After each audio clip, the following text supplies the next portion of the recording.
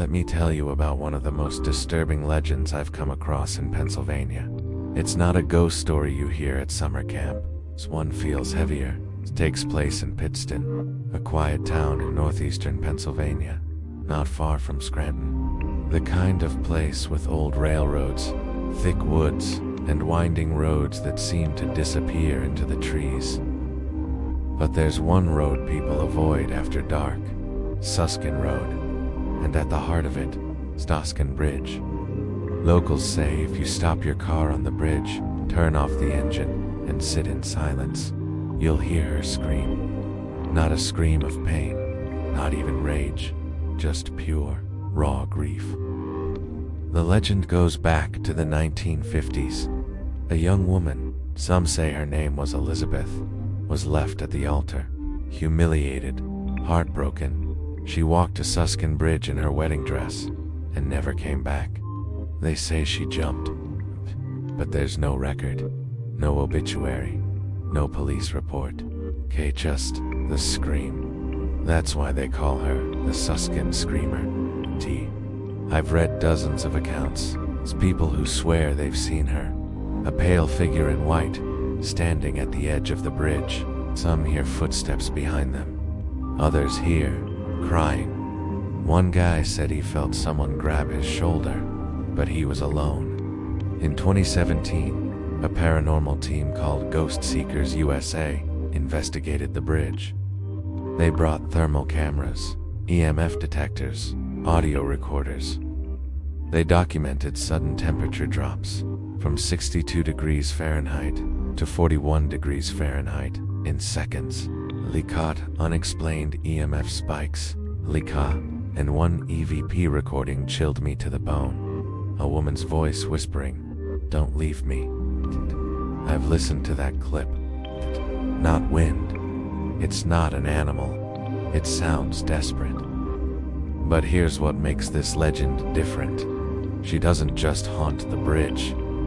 She reacts. In 2019, a TikTok user posted a video from Suscon Bridge. You see the car parked, lights off, then a scream. Loud, human. The video hit 2 million views in 2 days, then it vanished, deleted. Some say it was staged. Others say it was removed, because it was too real. I spoke with a retired police officer from Luzerne County. He asked to stay anonymous.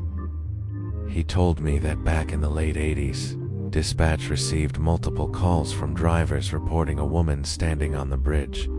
Each time, officers arrived and found nothing. But one officer, he said, quit the force a year later.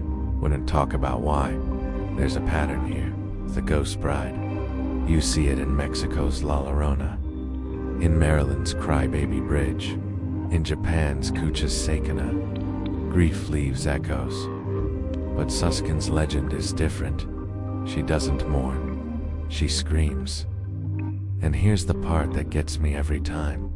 They say, if you hear her scream, don't look back. Because if you do, she'll be in your back seat, and you won't leave Suscon Bridge alive. I've driven past that bridge, never stopped. But every time I pass it, I feel something. Like the air gets heavier, like something's watching. Thank you for watching. If you enjoyed this video, please make sure to subscribe so you never miss an episode. I also have a podcast, and now, back to our story. It's hard to pinpoint exactly where or when the Suscon Screamer legend began. The earliest written account I could find was from 1983. It appeared in the Wilkes-Barre Sunday Independent. It reads, on a dark night, the driver stops his car, turns off the motor, and listens intently. Then he hears a blood-curdling scream followed by sobs. Startled, he steps on the gas and speeds away from the bridge. But many locals claim the legend stretches back decades. It's passed down through whispered campfire tales and hushed warnings among those who lived and traveled along Suscon Road. I visited the town of Suscon to learn more. The town sits nestled between rolling hills and the Susquehanna River. Old railroad tracks run through town. It's remnants of an industry that once thrived here. Now it's home to a handful of businesses and houses. I walked down Suscon Road, stopping at the bridge. Not much to look at, just a narrow concrete structure over a small creek. But standing there, I can feel the energy. The bridge looms over you. It's like the trees close in. And though there were cars passing, it was silent. Too silent. I took a deep breath, trying to imagine what it would be like at night. The darkness pressing in, the headlights cutting through. What would it feel like sitting in that silence, waiting for a scream? As I turned to leave, I noticed a faded sign nailed to a tree nearby. It read, "Beware of dog," but it was upside down. It made me jump. And then I noticed the dog, a black lab mix wagging its tail, sniffing at my feet. It wore a tattered red collar. Kay, the owner, apologized, embarrassed, and called off his dog. We chatted for a moment. T was born and raised in Suscon, he said. He knew all the stories. Teen hadn't heard that one before. I thanked him for his time and continued walking. I didn't want to stay too long. The hairs on the back of my neck were on end. Back at the car, I tried to shake off the feeling. I've been to haunted places before. I know how it can play with your mind.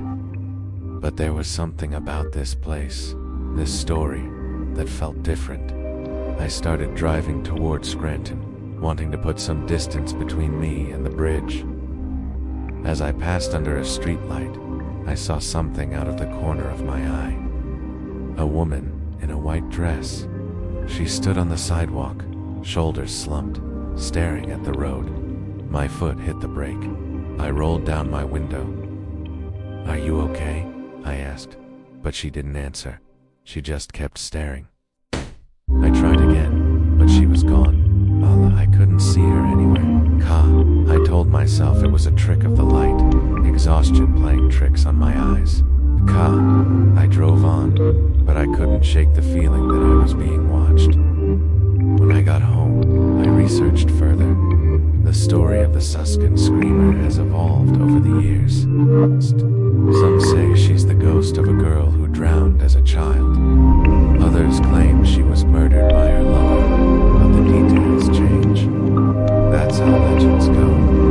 The facts become blurred, replaced by whispers and speculation. What is known is that the legend persists. Locals still warn travelers about the bridge, still tell stories of the woman in white, still claim that if you listen closely, you can hear her whisper. So I ask you, would you dare? Would you drive to Suscon Road? Would you park on the bridge and wait for the scream? Or would you keep driving, leaving the ghost bride to her sorrow? Either way, I think we can all agree that grief can echo, that the pain of loss can linger long after we're gone. Maybe her story isn't meant to scare us, but to remind us of the power of love and loss. Her scream, a plea to be remembered, to hold on to the ones we love while we can. And now, I want to hear from you. Have you ever experienced something unexplainable? Tease, share your stories in the comments below. Also,